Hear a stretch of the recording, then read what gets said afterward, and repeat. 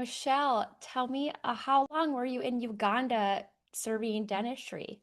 I went a few times. I went Okay. first as on a medical um, uh, trip where we went to go serve we were like we called ourselves like the spokes on the wheel. So there was a hub, an outpatient hub, and then we went to the villages to serve the people that couldn't get there to get medicine or food Yeah. or whatever it is. And then I went back saying like dentistry needed to be a part of this. So I went and I did dentistry. So we were there for a week at a time. Each day we go to a different village. So I would go there to Uganda and I would go to Nicaragua. And Wow. yeah, they were great. Yeah. So that's the giraffes. I love that. That is, there's a special place in the world for people like you who have the love and passion for dentistry and also the outreach in like when it comes to medical care and dental care. So I don't have that in me. Like, believe me, I need the amenities of running water and a shower and a clean kitchen to be able to wash my hands. So thank you for doing that part for me. Like you carry my passion into those areas. I love that. And you get to have a fun little trip with giraffes and all those other exotic animals. I love Yeah, it that. was great. Um, have you been anywhere else to do outreach like that? Uganda and Nicaragua are the two that I just kind of Okay. kept going back to over and over Awesome. again. Yeah. Okay. Do you have a Maybe one desire to go day. someplace else?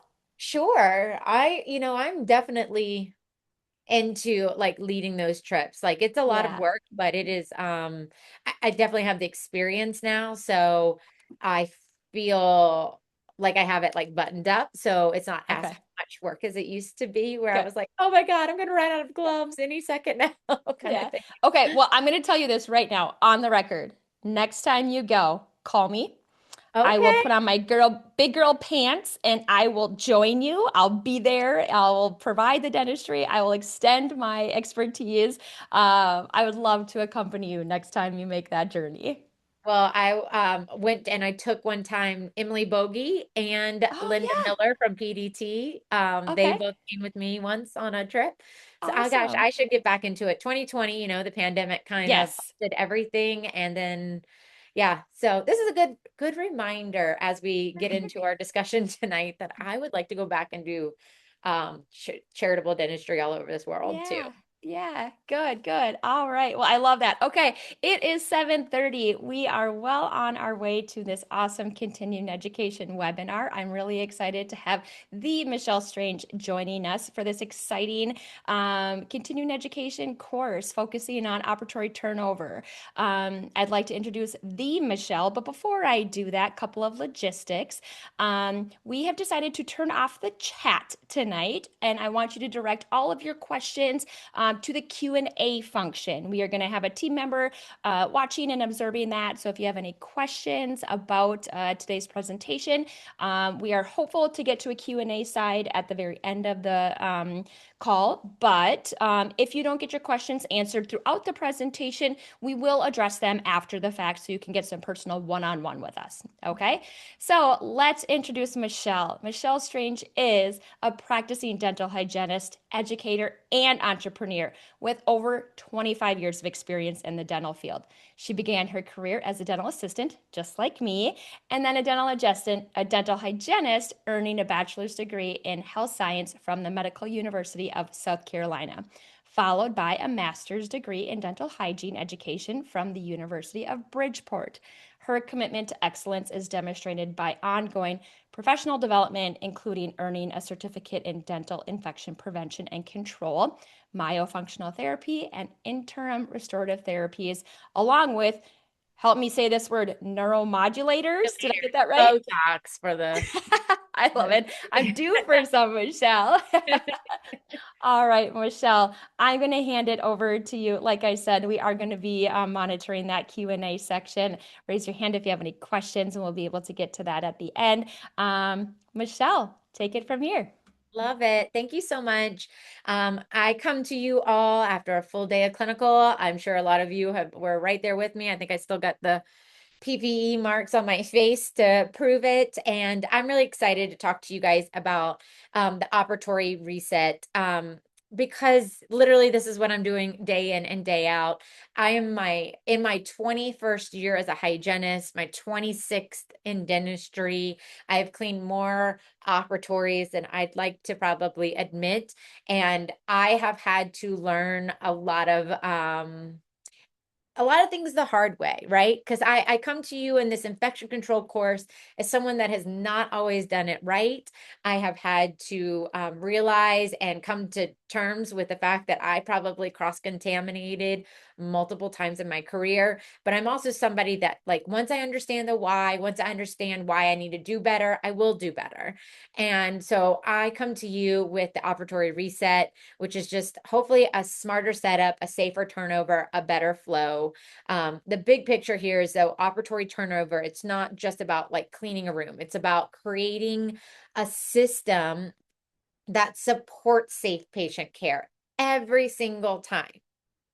When setup makes sense and you have a rhythm and you have a system, turnover becomes more consistent, it flows more naturally. And that's what I hope you learn today. I hope that this is what this course is going to go through, is connecting the dots so that you're not relying on memory or just rushing through steps. You're doing all the right things. The systems are built for you. You understand why we're doing these things and why systems matter and why organization matters, because we're trying to prevent cross contamination. I'm excited to talk about organization, even though I fight for my life all of the time when I try to tell people, like, let's try to organize this a little better. Like, don't you want to organize things on a Sunday afternoon? And nobody does. They think I'm a weirdo, but I can come up with example after example after example of when we have systems and they're based in organization, that we save ourselves time, we don't waste product, and we also don't want to lose our mind when we're running behind and are so tempted to cut corners. And so everything we're going to talk about today is grounded in established infection control guidance. These three, the CDC, or OSAP, which was it's ADS now, Association for Dental Safety. It was originally OSAP. These are like my three gospels that I live and breathe by. The challenge isn't usually knowing the guidelines, it's applying them consistently in a busy clinical environment. So I hope throughout this course, we're going to translate some of these recommendations into practical, real world workflows. Because again, I live and breathe these documents. These are my doctrines, but I'm also a clinician that is surviving the day, trying to decide if I want to drink water because I might not have time to take my PPE off to go to the bathroom. Like, I am one of you, I promise you. And there is a way to create flows that are not going to make you want to lose your mind, hopefully. And I want to start by talking about work practice controls. Work practice controls are in CDC, they're in OSHA, they're also in the hierarchy of controls. And they pretty much just tell us, like, we need to get our behaviors under control. And our behaviors are unfortunately the hardest things to change. I could buy all the color coding items, I could buy all the label makers, but if nobody does it or uses them, then we're going to have cross contamination.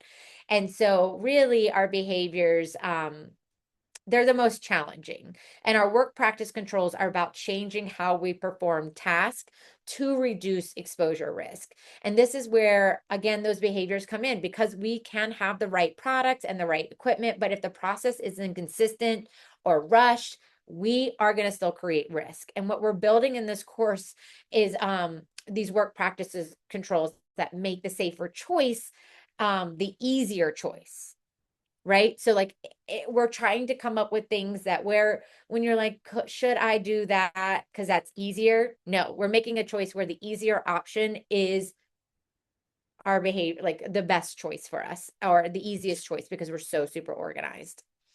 And I talk about legacy errors a lot. I think legacy errors are actually fascinating from a psychological standpoint. Legacy errors are essentially just things that we pass down without ever really questioning why we do them. So I told you I've been in dentistry for 26 years now. I started as an on-the-job trained dental assistant in an ortho practice.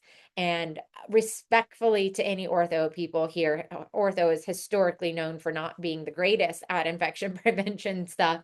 And I learned some really crazy behaviors, crazy work practice controls, to the extent I've seen people put their hands in ultrasonics without gloves on, and the mask around the chin, and not gloving on and putting their hands in mouths. Like, I've seen some crazy things.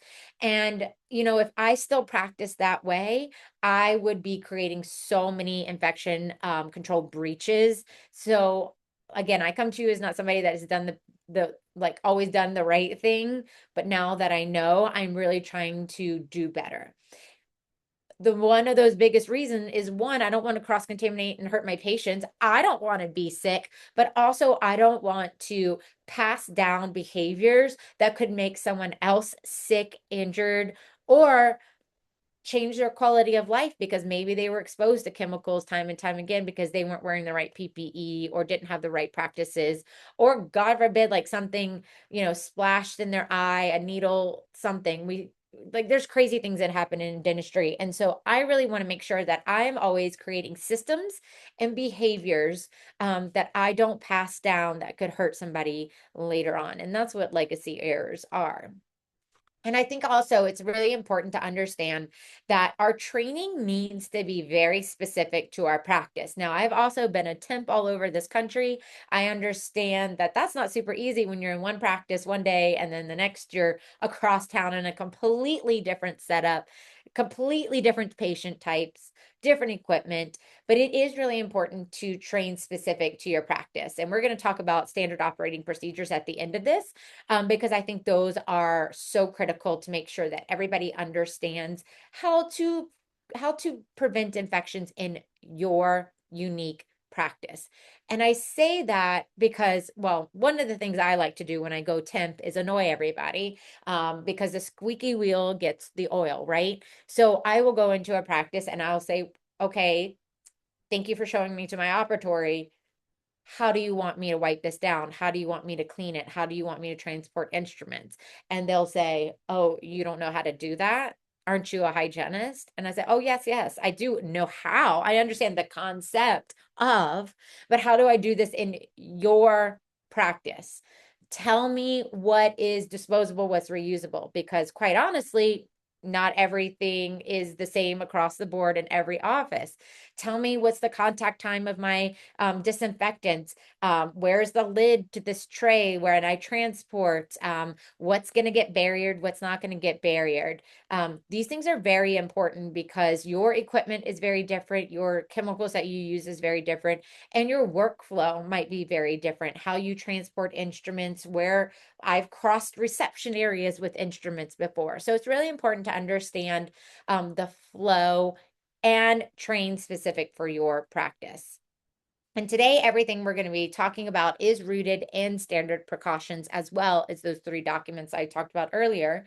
Standard precautions is really the foundation of everything we do, and that includes hand hygiene, PPE, environmental infection control, instrument reprocessing, all of the things in this little circle here. And operatory turnover sits right in the middle of all of this, because if missteps happen during turnover, we're breaking multiple parts of these standard precautions. Maybe it's the PPE, maybe it's the hand hygiene, maybe it's how we're taking our instruments for that instrument reprocessing. All of this really kind of goes down in our operatory. And so making sure that we have systems in place so that standard precautions is super easy to process or to follow. And so operatory turnover is one of the most powerful moments where we can break the chain of infection. And if you don't remember what the chain of infection is, this is essentially why we're doing all the things that we're doing.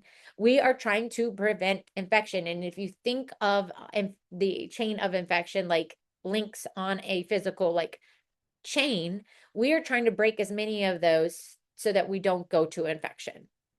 So when we remove barriers correctly, we disinfect thoroughly with the right, disinfectant and control how we move instruments out of the room, we are actively interrupting transmission. So every step you take during turnover is not just a task, it's a decision point. And I'm going to say that again. Every step you take during turnover is not just a task, it is a decision point. You are going to be deciding either you break the chain or you leave a link intact for the next patient. The chain of infection does have these 6 parts, and the infectious agent, we have the reservoir, we have the portal of exit, we have a mode of transmission, the portal of entry into that patient, and the susceptible host. Now, let's put that into like a real dental scenario. So let's say the infectious agent could be the bacteria or a virus in blood or saliva, and the reservoir is your patient's mouth. And during treatment, that pathogen leaves through that portal of exit, like blood or saliva or aerosols. And from there, it has to travel, and that's your mode of transmission. And this is where operatory turnover is like kind of critical. So if you touch the light handle with contaminated gloves and you don't barrier it, or you don't disinfect it properly, the surface becomes the vehicle.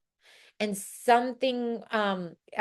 same thing with like your air water syringe, your chair controls, your keyboard, that tray that we now use and we take it to the sterilization area. Now it's in sterilization area where it can transfer or pick up things that we would take later.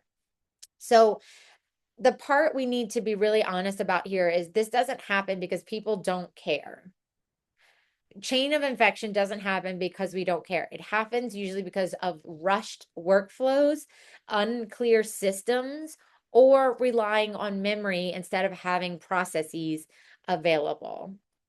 And so this is coming from the ADS or OSAP's workbook, and it's talking about how important it is to plan treatment. So I want to kind of start with our operatory turnover process in this planning step, because it's really important to understand if we can stop ourselves from getting up, degloving, grabbing items, either let's hope degloving. Let's all pretend everybody degloves before they put their hands into a cabinet or into a drawer. And I want you to understand that even though you know your gloves are clean, maybe you didn't touch anything, the rest of the world does not. And so we really don't want to be putting our hands that are gloved into cabinets, into drawers where other things are clean and should not have any contamination on them. So let's pretend that if we plan our treatment, we're not having to go into those drawers, into our cabinets. We're not having to deglove. We're not having to leave the room in all of our PPE, run, search for an instrument. And I get it. We've all done it. Every now and again, I understand life happens. We're not robots. We are humans and we're going to human, right? But if we are planning our treatment, it's actually an infection control strategy. When you know what you need ahead of time, you reduce the number of times, again, you're opening those drawers and contaminating clean areas mid-procedure. And so good planning reduces handling, and less handling means less opportunity for cross-contamination. So we really need to be thoughtful about planning, and I will go through this a little bit more about planning. So then we're selecting only what we need for the procedure, not overloading our space. We're really making sure that we're intentional about the things that are out on the counters, in the room, because we have aerosols, because we have spatter and spray. So we're really thoughtful about planning our stuff, bringing only what we need, and then also like making sure things aren't cluttered and lingering out there in the space. And so you can see here, it talks about unit dose disposable items. Make sure you have enough gauze and cotton rolls, cotton pellets, burrs, local anesthetic setup. So think about all the things that you might need for that particular procedure, plan ahead, and then you take those things into the room. And then you're going to look at like the art of your organization. So you can see here, I have 3 items that are all color coded to a plum purple color here. So I am a huge fan of color coding. If you ever take any of my infection control courses, I talk a lot about labeling. I think labeling is so vital. It is your silent standard operating procedure. It's what keeps people from having to open drawers or wonder where things go back. I also think color coding is your silent standard operating procedure. So coloring things like all your hygiene trays and hygiene items are one color. Your composite setups are one color. Your crown preps are one color. And all the items that you might need for that would be in a tub that could go in the room and stay closed and covered so that anything that is spattering and spraying out in the world of our procedure is not going into those items that would then be cross-contaminated and possibly needed for the next patient. We have a tray that we will then have a cassette that goes on top of it, and all of them are the colors. So, for instance, I'm a hygienist. If I have on my hygiene tray, I might have this plum tub that would be maybe for an SRP because I'm going to have my anesthetic in it. I'm going to have the items for, deep scaling. Then I'll have a very specific color for my SRP and the cassette that goes with it. So it does not matter who is helping me set up my room. It does not matter if I'm a temp. I can just really follow the colors and know that, okay, I'm a temp hygienist today. My color is green. I'm going to be looking for green trays and green cassettes all day long because those are my colors. Organization, um, again, is your infection control strategy, and color coding is your silent standard operating procedure for that. And you can see here where we can have all those different tubs that would then be organizing all the items specific to those procedures. The other thing that I think is not often discussed enough is how often we let our very expensive dental materials expire because either they got put in the wrong drawer or we had multiple items. Let's say SDF. SDF is a easy one for me these days because I have a new syringe, and if I had an SDF syringe that was in a room that's not being used all that often and it expires, that's expensive. That's hundreds of dollars that I just lost. But then I have one that maybe got put in the wrong part of the drawer, or I have an SDF vial that gets used in one room more than the other. And so when I see that one's gone, I order. But I had 2 other perfectly good ones in other rooms. If we kept all of our items that have expiration dates on tubs and we kept track of that and then pulled from one main stock, you'd be shocked how much money you saved because you weren't letting things go bad. You weren't letting things expire and you weren't losing items because they just automatically get placed in the right tub, in the right colors, in the right systems that you create. Again, I know I'm a nerd, but this stuff really is important. And I'm also a practice owner now. So I do come to you as somebody that has been an employee begging for organization like this for years upon years. And now I am an employer creating these systems.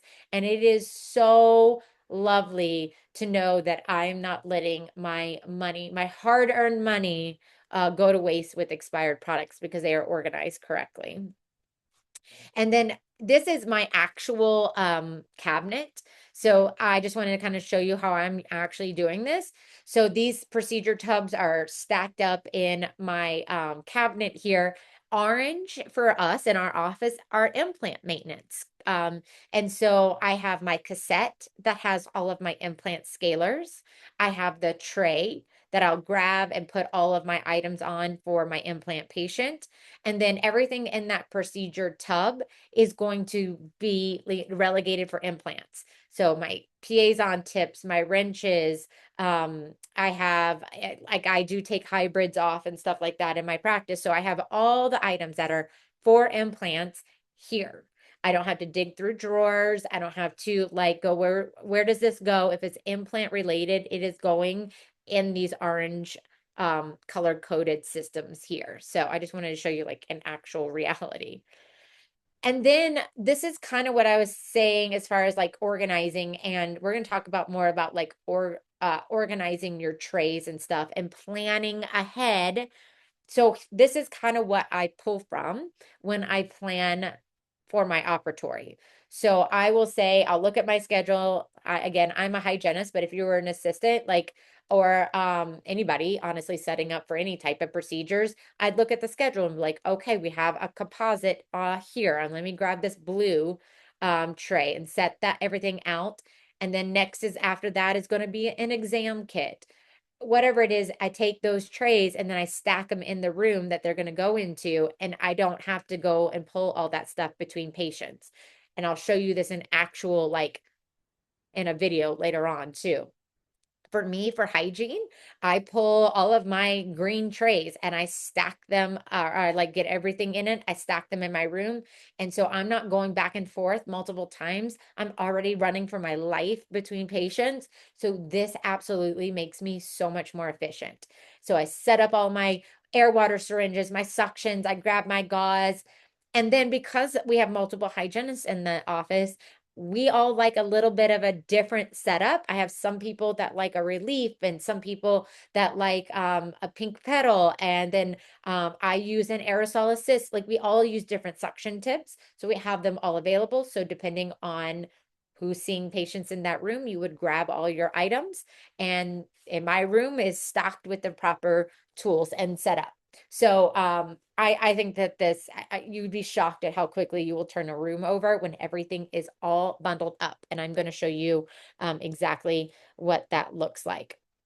So again, we are going to plan our treatment.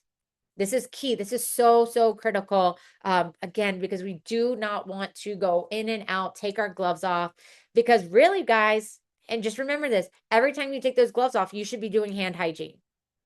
You go get the thing, you do hand hygiene again, you put those gloves on. And again, I'm doing this day in and day out. That takes a lot. Like, take those gloves off. Now I got to do a proper hand hygiene with a hand sanitizer. Go grab the thing, then do hand sanitizer again, wait for my hands to dry, and then I put the gloves on. It's a lot of time. It's a lot of time. And hand hygiene is the single most important way to break the chain of infection. So it's critical that we do that every time we take our gloves off. So we're going to prep those trays ahead of time and store them in the operatory because it's going to support that efficiency. It's going to reduce unnecessary movement during patient care. And again, the goal is to have what you need where you need it without having to leave the room or reach into any areas that should not be contaminated. This is like one of the simplest ways to improve both the flow and infection control at the same time. And so, like I said, this is a video of me doing these things. So you can see here, I'm putting on my barriers for my tray. And then I am going to grab all of my proper items that I need. And then I'm going to speed this up a little bit because I'm going to do multiple of these. I also don't have a lot of room in my sterilization area. I wish I could do like 6 at a time, but right now I'm just kind of doing 2 at a time. And so I put all my necessary items that I like to use. And then one thing you'll notice next is I actually put my barriers on. So I'm not grabbing for my barriers between patients. They're all stacked together. I often will also put a mask on there. So anything that I'm going to be doing every single time goes on this tray, and then I put the lid on it and everything gets stacked together. I have had some pushback when I started integrating this into the practice, and they're like, I don't mind, like, look, grabbing the barriers, they're just behind me. And I timed me and I timed the other person, and I beat them every time in that turnover because those little tiny movements of like, let me grab, let me grab, let me grab, like they do take precious seconds between patients. So again, it's just gonna kind of speed up in just a second because I'm gonna do all of my trays well, I have 6 trays. I see about 4 patients in the morning and 4 in the afternoon. So I always have kind of 2 in the pull so that I'm never gonna run out. And then again, I put these trays on. the lids on. Those lids were up in a cabinet. They were drying because I wiped these down. I'll also show you how to do that and at the end here. Um, and yeah, so this is just me going through the whole process. So we're going to prepare those trays and then we're going to store them in the operatory. Let me actually, let's take this to the very end. And so you can see where I put those in the operatory and and they just stack. So I just grab as I go. Now let's talk about barrier wraps because barrier wraps, like I said, I put those in there. It is so critical to barrier wrap in your operatory turnover. It's also going to make you a lot faster. It is just a smarter way of doing this. And again, if you are doing setups where you're using multiple use items like your composites or in my case, SDF, I use a lot of etch, things like that. We want to make sure we have proper barriers for those as well. Sometimes I actually do put the barriers that are very specific to the items that I'm using in the procedure tub with it. That might not be, I'd always like lean into Zerk's methods because they see a lot more than I do. But if I'm going to be using one specific barrier that's meant for that one composite that is in the procedure tub, I just put a few barriers in there so I can just quickly grab and use that as I go. But you'll notice that I'm barriering uh the docking station where I'm going to put the air water syringes as well, because I want to cover all nooks and crannies so that one, I don't have to worry about cleaning those. And two, I can just pull those off really quickly and keep it moving during in between patients. And when we look at our operatory reprocessing setup and or the flow of it, we're going to revisit this wheel a few times in this course. But there is a very strategic way of doing it. And this is again from OSAP, the Association for Dental Safety. They came up with this. Now, one thing here is that it doesn't tell you when to transport your instruments. And I'm going to tell you how I've changed up my flow in the years and why I've done that. But first, we're going to don our PPE. We're going to isolate our instruments, our sharps, our single use. We are not walking through the office with items that can be disposed of in the operatory. The only thing we want to walk with and transport are our reusable items that are going to go through the instrument reprocessing cycle. Flush water lines, we remove those barriers, we move our trash, we clean and disinfect, we do hand hygiene and disinfect our utility gloves. Hopefully that's what we're doing for our operatory reprocessing here. Then you can prepare your next set of items, but guess what, y'all? That's already done, right? Because they're in our trays and they're stacked and they're ready to go. So all we have to do is pull for that next one. And then we do our hand hygiene and we put our barriers back on and then we get the next patient back. So let's kind of dive into each one of these things here. So first and foremost, we're going to put on our PPE, okay? We want to make sure if you know, you don't necessarily have to put your like gown on for setting up, but if we are going to be cleaning our operatories, we are going to put our gown on. You'll notice here I'm actually using a mask with the face cover or the eye cover because I wear loops. And so those are always hanging. I don't want to wipe a room with my loops. I could put my eyewear on, but for me, it's just easier and faster to put a mask on with the shield already there. And then I am doning or putting on my utility gloves. And so it's really important when we're breaking down our operatories that we are putting on our proper PPE because we are managing now a lot of chemicals and a lot of biological waste. So please, for the love of your quality of life, of your upper respiratory tract, of your eyeballs, those important sight organs that we all love and use daily, wear your proper PPE because it's genuinely meant to protect you from the splashes of the disinfectant. Again, percutaneous injuries with those utility gloves, they are thicker, so they are going to help prevent if something were to as you're moving quickly, you were to grab something and it did try to poke through, it would hopefully prevent you from it reaching your finger. So it's really important that we wear all of these things. Again, I have not always been the pillar of perfection. I'll say it over and over again. Have I 1,000% done the disinfecting of the operatory, not put my eyewear on, reached up with my wet wipe, and when I went to go squeeze it to kind of get it around the handle, it's like it squirted in my eye. And guess what? Oopsie daisy. Now, 15 minutes later, I'm in the eye wash station running late for my next patient with mascara running down my face. Yeah, it definitely has happened. And I don't recommend it. So wear all your proper PPE, protect yourself during these operatory resets. So we done that PPE, and next we're going to isolate our instruments, our sharps, and our single-use items. So this is not isolating those items. This is an example of what not to do on your tray. So you can see here, this has been now transported into sterilization. When it was transported, there was the sharps still on there. There are gauze that should have been thrown away. Everything should be isolated and thrown away at point of use. And so really what that means is if you're having sharps in their operatory and you did injections or anything like that, that needs to be thrown away in the operatory. There should be a sharps container in there. There's serious guidance on that in the CDC guidance guidelines. I implore you to check out.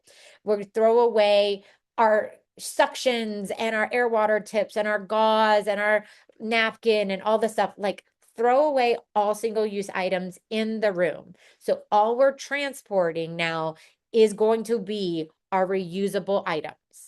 And no, your cassettes are not transportation trays. They do need to be on a tray with a lid on it for transportation. Those lids and trays need to be impervious to puncture and hopefully keep fluids if anything were to spill out. I don't know, like I'm sure there's so many items that y'all do use that are not in the hygiene procedure that I don't even know about that could spill out. So we want to make sure everything stays on that tray with a lid. No, not just a cassette. And so this is me doing those things. So I'm removing all those single-use items. I'm pulling off and gathering all items that are going to go to sterilization for reprocessing. And I then put all of those on there, and then I'm going to put my lid. I'm going to lock it in this particular situation. Obviously, I didn't do a good job of locking it in that moment. So we're going to make sure we lock it, and then we're going to walk away with it. Now, I personally put that on the counter away. I don't go directly into sterilization. So I told you guys earlier that I would tell you when I transport. So now I am going to transport that to sterilization. So I'll go back to like this little part here. So I've now moved it over. It's sitting there, and then I'm going to actually disinfect my room. The reason I do this and I don't transport right away and then come back and disinfect is because when I'm in sterilization, I'm often doing the chain of or the flow of sterilization. So I'm bringing something in, I'm pulling something out of the ultrasonic, usually, if that's what you have in your office. Mine almost always does. I pull the cassette out of the ultrasonic, I rinse it off, I set it over to dry, I put my next one in. Well, now I've just really contaminated those utility gloves. And when I go back into the operatory, I would need to wipe those down pretty thoroughly because I don't want to take now what was in sterilization into the operatory. Now, this way that I'm doing here, I move that tray, I put it to the side, it's closed, it's on the edge, it's out of my way. So I'm going to grab my disinfectant wipes, one in each hand, and I'm going to start removing the barriers and cleaning and wiping things down. I wipe all my surfaces down, and then I will go grab that tray. And a lot of times I still have my disinfecting wipes in my hand. I pick that tray up, I wipe that surface down, and then I travel with that to the sterilization area. Then I go through that flow that I was talking about. And then on my way back to my operatory, I'm cleaning and disinfecting my gloves, utility gloves. So then I pull them off. I put them away to dry. I do hand hygiene. Now, this is the kicker here. Before I go to grab my next setup, because it's all right there in the operatory with me, by that point, that has had the contact time of the disinfectant that it needed. 1 minute, 3 minute, whatever it is that you guys have and use. 1 and 3 is the more common ones I'm seeing these days. That disinfectant has now sat because I did all that stuff in sterilization. So I do my hand hygiene, I grab my tray, I start setting back up for my next patient. So again, now we've done doning, we've isolated those instruments, we've removed those barriers, we've cleaned and disinfected. I've now taken, I've transported to sterilization. I've come back, I've done hand hygiene, and now I'm preparing for my next patient. I do not have to stay in sterilization to grab items. I don't have to go like, what was next on my schedule? Where is that item? Pulling from the drawers. It is all there ready for me to go to the next patient and be prepared for them. So now let's talk about transporting and disinfecting. So what I'm going to do here is I'm going to bring those only reusable items, not the gauze, not the sharps or anything. And then I'm going to put everything in there. You notice I have a barrier on that. So I pull that barrier off aseptically without contaminating underneath it. And now I'm going to wipe down the lid that I used. And notice I do have a wipe in each hand so that every single surface that I touch on that is getting disinfected. I'm not cross-contaminating. There is a place where you might even want to spray certain nooks and crannies and then wipe those down. And then I set them in that cabinet that you saw me pulling from at the beginning here. I set those over there to now dry. So you can see the system. I've used it. It's gone through the cycle of the tray. And now once I am done going through those 4 or 6 that I've set up, I'll just set them up again. I wish I had the room to set up an entire day, but I have a very small practice. So 6 was my limit that I could set up at a time. And so then we just do it all over again. So now I'm going to come back in here. I'm going to do hand hygiene. And again, I am going to grab those items from the cabinet, and then I'm going to start setting everything up. And so I pull that lid off. All my barriers are there. I am not turning behind me. I'm not looking for things. I'm literally just standing here, knocking it out one right after the other. I promise you, you will be so efficient if you have everything organized inside of that tray. And you can see I'm just putting all of those items on, and then I'm ready to get my patient back as soon as I am done with this part. So once you have decided how you're going to do your flow and how you want to practice this, if maybe it's like I am, where I have the procedure tubs, I have the cassettes that match the trays, and everything is one beautiful color-coded system, and you have defined how you want to set up your trays. Is it a system that is done like I have, where I'm pulling from them? Honestly, it's the best system. But to each their own, for sure. Whatever you decide, write it down. Please, please, please create a standard operating procedure. A standard operating procedure is truly the most unused, underused, underrated thing that we have in dentistry. This is your guide to make sure that your new hires, your temps, and honestly, even the veterans of your practice are all understanding why they're doing it, how to do it. And this is a living document, so it can be updated based off of new equipment or new products that come in. And it's really important to write these down. And I call them your source of truth. Your SOPs are your source of truth because they are going to be what trains people that come into your practice. So let's say I have a new intraoral camera in my operatory, actually. And so I trained everybody on what products we're using for it, as far as like we cannot use very specific disinfectants. It is a $10,000 camera, y'all. I do not want anybody ruining that camera. I do not. I would even say, even my instruments and stuff, like those are thousands and thousands of dollars. So I want to make sure that everybody understands the right process, they understand the why, and we have gone through our instructions for use of our products and our chemicals and all the things that go along with a procedure, and we write it down so everybody understands how to do it, and there's no, oh, well, oops. I didn't know that. I didn't know I was supposed to wipe that tray down, or I didn't know that contact time was 1 minute. I didn't realize that the implant scalers went in the orange tub, right? We want to make sure everything is so organized and so efficient. And again, I've been doing this 20 years. I have some people that are like, I can figure this out in my sleep. And I get it, I understand it. But really, if we are not being thoughtful about the people that will come after us, and we're not creating systems and sharing that knowledge via our standard operating procedures, we're really kind of screwing each other over.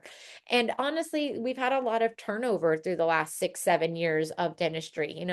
The pandemic really kind of changed what our offices look like. We have a lot of temps, especially as a hygienist.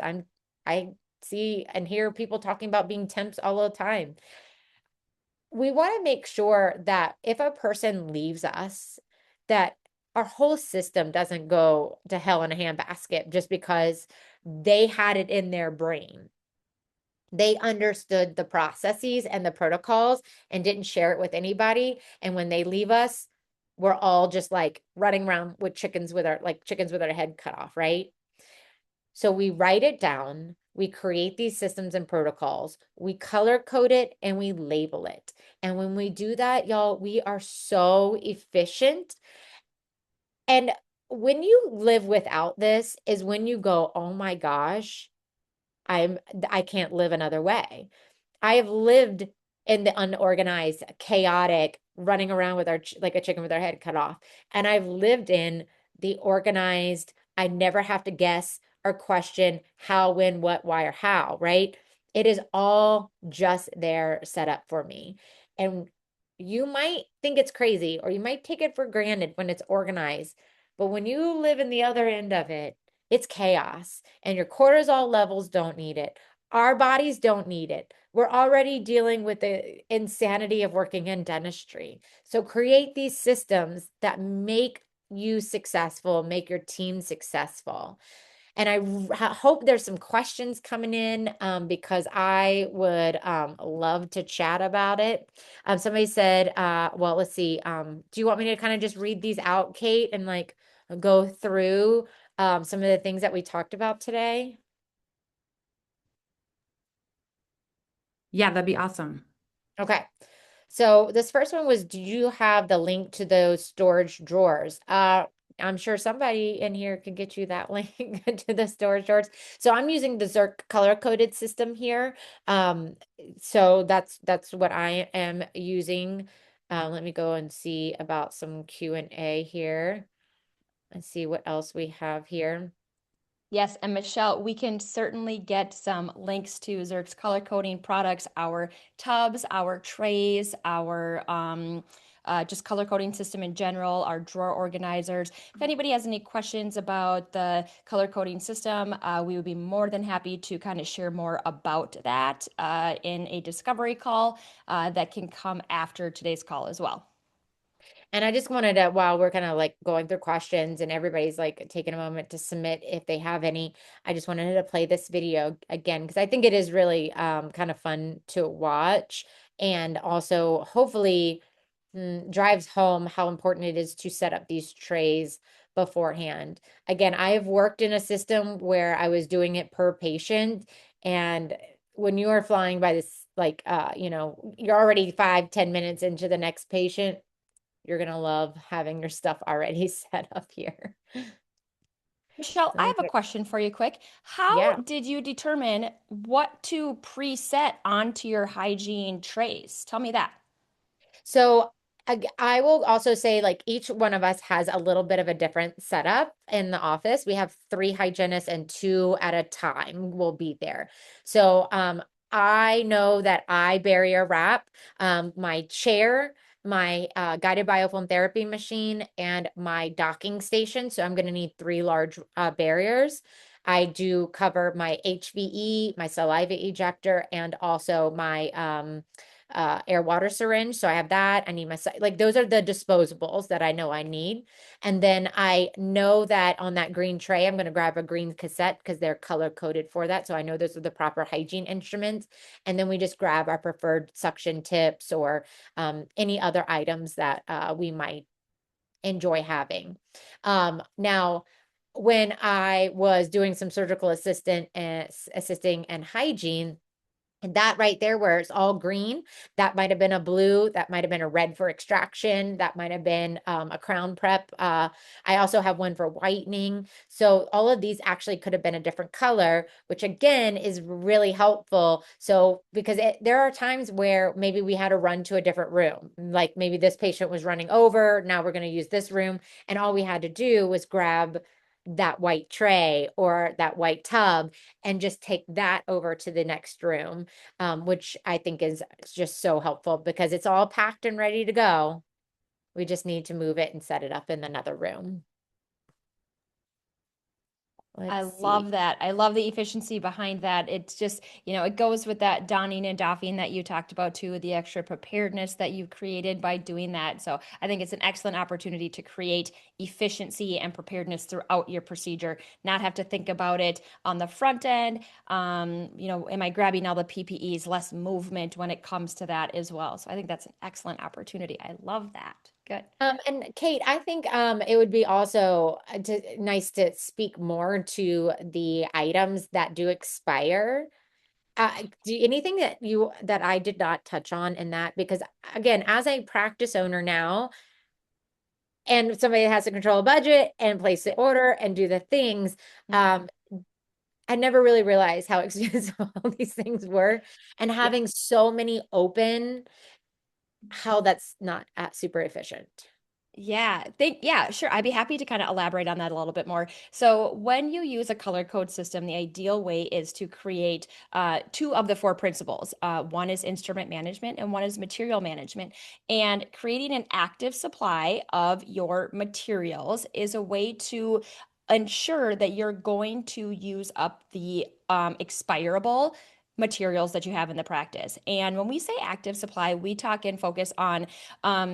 You're not opening multiple materials and stocking them in multiple treatment rooms. It's getting focused into one procedure tub. So the slide that you're seeing right now is a procedure tray with your instruments. The same concept goes into our procedure tub. So you're only going to find the expirable products dedicated to each specific procedure. Crown and bridge, composite, endo, oral surgery. So if you're stocking things in your treatment rooms, that's where we find many expired materials, and that's where we find them expired. So keeping your active stock of expirable materials in a procedure tub is more ideal because, like you said, Michelle, now you're a business owner, you have a better handle on your budget and those inventory that you have.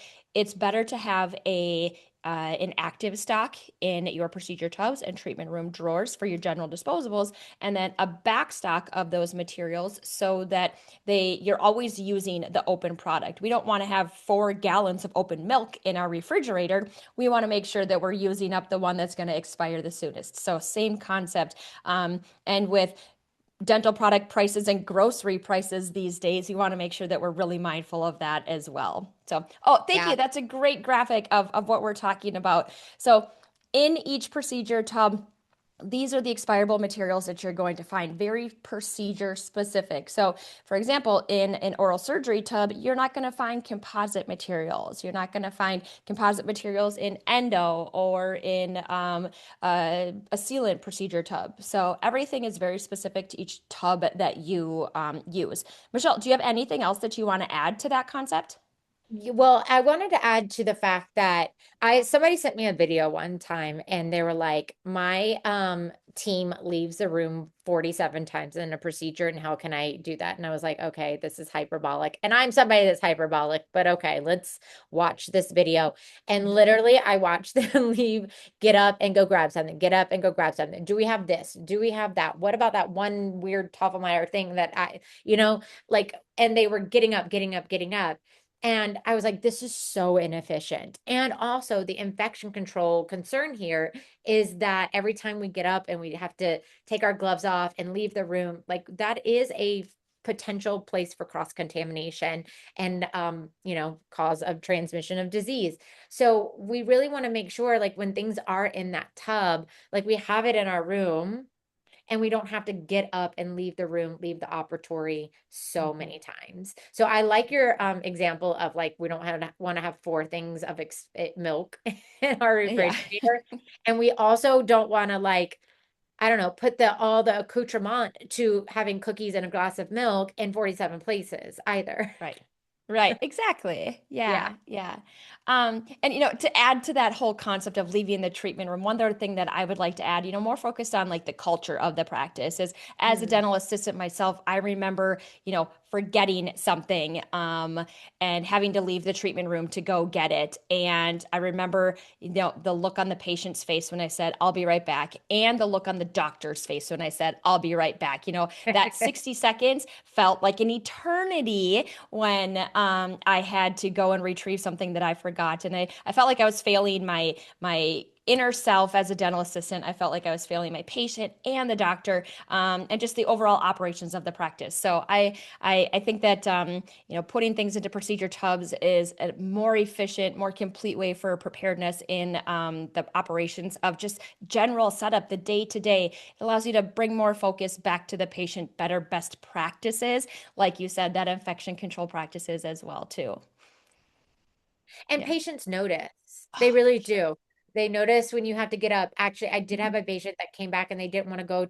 They came to me, and between our 6 month, they had gone to a dentist for restorations. And she said she didn't want to go back there because she overheard the doctor and the assistant saying, well, I don't know where that one is. Do you need that burr? I don't know if we have that burr. And, like, let me go see if I can find that burr. And in her head, she was like, well, does that mean I'm not going to have a good enough, like, filling? Or, like, does that Yeah. mean this is not going well? Like, she's like already kind of freaked out being in the chair. So they Hmm. notice these things. And when we have everything really buttoned up, organized, efficient, and clean, and we have protocols, and we can just, like, and I Yes. don't mean to say this as a way of being reductive to anybody's role in the practice, but sometimes when we do have these procedures in place and protocols, like, you can insert a human.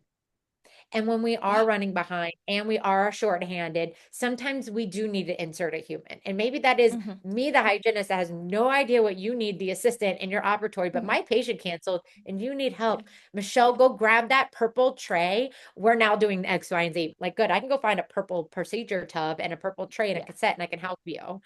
So I Right. think it's just more efficient. Mhm. And again, patients are watching when we are Yes. efficient. Yeah. Yeah. Awesome. I love this. Good.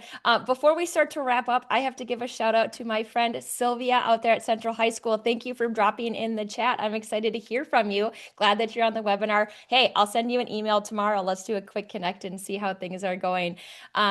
Before we sign off, Michelle, do you have anything else that you want to add before I do our ending logistics and exit?